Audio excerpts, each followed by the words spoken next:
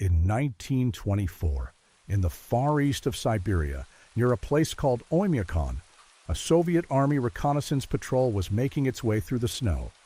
This is real country, and it is worth understanding before we go any further, because the place is as much a part of this story as anything that happened in it. Oymyakon is, to this day, one of the coldest permanently inhabited places on the face of the earth. In the depth of winter, the temperature there falls to levels that are difficult for a person from a temperate country to even imagine. Cold so severe that the air itself seems to turn solid. So severe that to breathe too deeply is dangerous. So severe that the ground is frozen hundreds of meters down and never thaws. That is the stage. Remember it.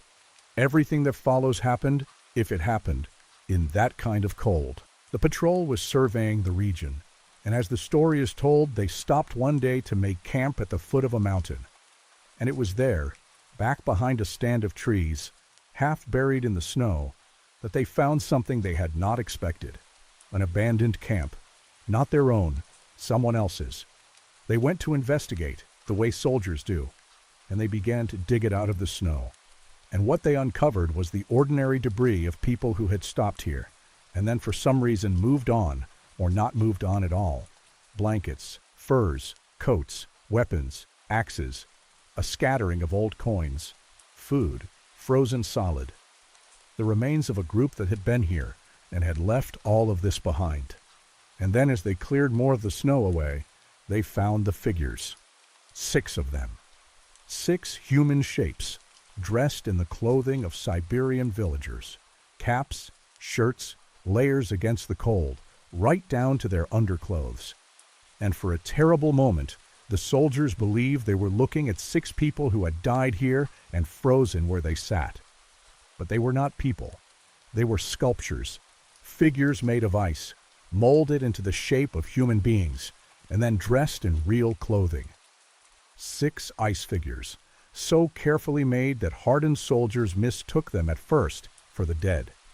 Some of them even had hair and beards, frozen into the ice, giving them faces. Who makes 6 ice people, dresses them in their own clothing, and buries them in the snow at the edge of the world? That is the first question this story asks. It is not the last, and it is not the worst, because one of the 6 figures held a diary, and the diary, when the soldiers read it, told them where these people had come from and what had been happening to them. Or at least, it told them part of it. The diary, as the story goes, had been kept by an Orthodox priest, a man named in the tellings Mikhail. And through his writing, a picture emerged of who these people were and why they had come to be dying in the snow so far from anywhere. It began, he wrote, in the chaos at the end of 1917, when the Russian Revolution tore the country open and rival factions began to fight for control of everything. Somewhere in this region, there had been a small mining community. Around 60 people, the diary said, men and women, children and the old. And these miners had made a decision. They feared that whoever won the Civil War would come and take their mine, their livelihood, everything they had built. So rather than wait for that, they chose to flee, to leave their village and travel toward the center of the country, hoping to find some quieter place to farm or fish, and simply be left alone. And here the diary records a detail that tells you these were careful, deliberate people who fully intended to come back. Before they left, they hid everything. They took their belongings down into the stone cellars beneath their houses, and then they dismantled the wooden structures above, and they covered the whole village over with snow and ice until it could not be found. They sealed the entrance to their mine and buried it too. They erased their own home from the landscape so that no victorious army would ever find it, and so that one day, when it was safe, they could return and dig it all back up. They meant to survive. They meant to come home. They did neither. The diary tells the rest in pieces, and it gets darker as it goes. Within the first 5 days of the journey, the priest wrote, 12 people had already died of the cold. The group gathered the provisions from the dead and buried their bodies so that animals would not find them, and pressed on. And then, on the sixth day, a mother who had lost her small child to the cold was so destroyed by grief that she took her own life there in the snow, in front of the others. I will not dwell on how. The diary records it plainly, and the horror of it needs no detail from me. It shattered a group that was already breaking. And it is after that moment, according to the priest's account, that the story stops being a tragedy of cold and hunger and becomes something else. Because the diary says that after the sound of that death rang out across the snow, something changed. The group began to feel that they were not alone. Every time they made camp, they felt a presence near them, at the edge of the trees, in the dark beyond the fire. Something, the priest wrote, seemed to be following them.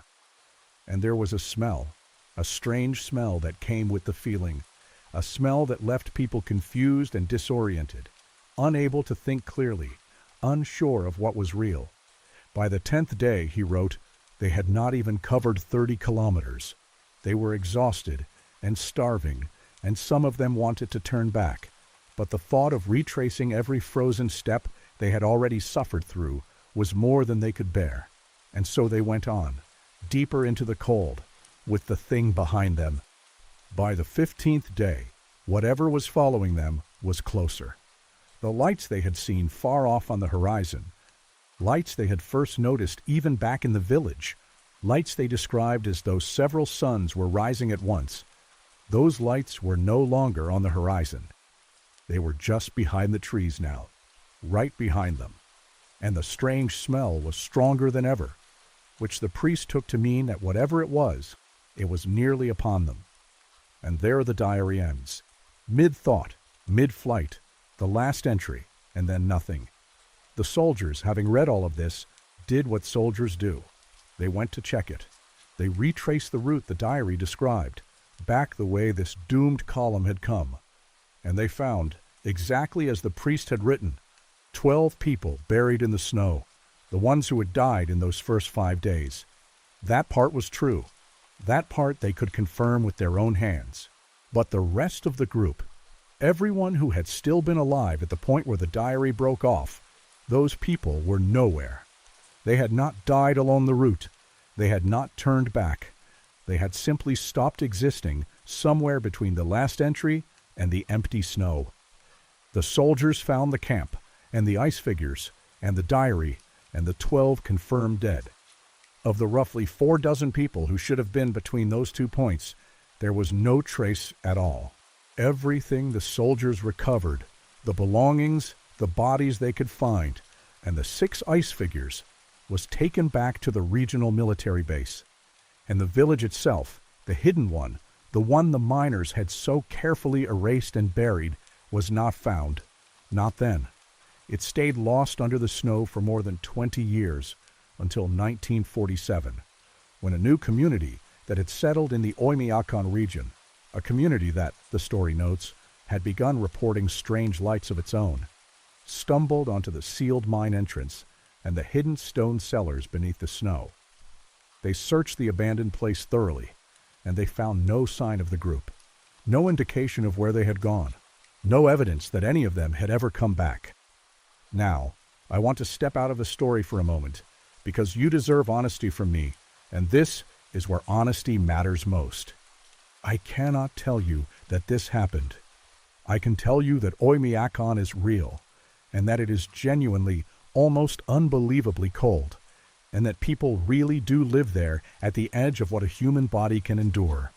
That part is solid ground.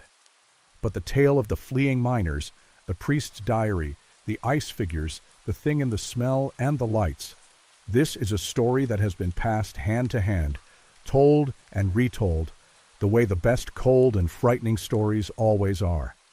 It is folklore in the truest sense, a thing that lives by being told, in a place cold enough and remote enough and dark enough for half the year that you can believe almost anything about it. I am telling it to you the way it is told. Whether any thread of it ever really happened is something no one can prove, and I will not pretend otherwise. But I am going to finish it, because the ending is the reason this story refuses to die. The way the tale is told. The man who preserved it was a military doctor, named in the retellings Alexander Bogdanov.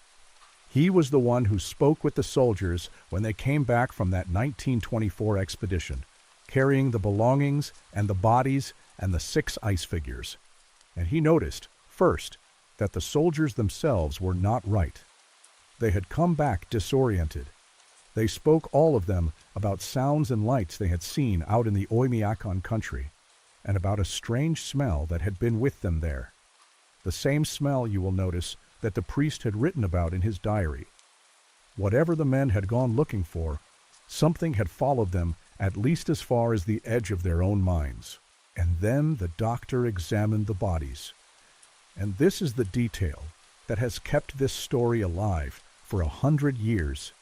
The image that lodges in the mind and will not leave.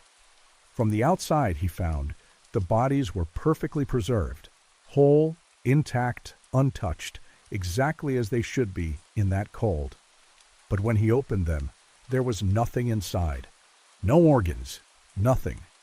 Every internal organ had been removed, and in their place, packed into the empty cavity where a human being's living heart and lungs and everything else should have been, was ice. Just ice.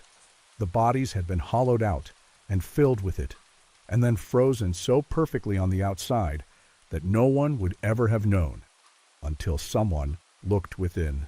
The doctor, it is said, wanted to write a book about the case, and the government forbade it, partly because it was not the sort of story they wanted spreading, and partly, the tale adds, because this particular doctor was already a known critic of the government, and not a man they were inclined to do favors for. But a few handmade copies of what he had written are said to have survived, and passed quietly from person to person. And that, so the story goes, is why we can tell it at all. And today, Oymyakon is still there. A small place, fewer than 1,000 people, holding on in a cold that most of the world cannot imagine. And the reports have never entirely stopped. People who live there, people who pass through, still occasionally speak of strange lights moving across those enormous dark skies, and of sounds out in the frozen country that they cannot account for. So the questions just sit there, at the bottom of all that cold, the way things do. What was following the group across the snow? Why would anyone remove the organs from the dead and pack the empty bodies with ice? Who made 6 figures out of ice, dressed them tenderly in human clothing, gave them hair and beards and faces, and buried them in the snow? And why? And what was that smell, the one in the diary and in the soldiers' minds, the one that left everyone who breathed it, lost and confused and certain that something was near? There are no answers.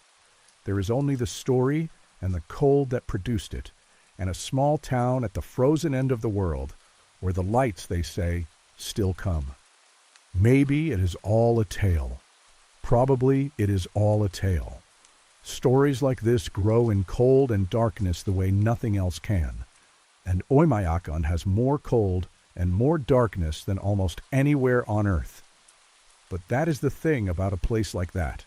It is so far away and so cold and so dark for so much of the year that when someone tells you 6 ice people were once dug out of the snow with a dead man's diary in their hands, some part of you, against all reason, wonders if this is the kind of story that stays with you after the screen goes dark, the kind you turn over on the walk to your car, the kind you find yourself thinking about at the edge of sleep.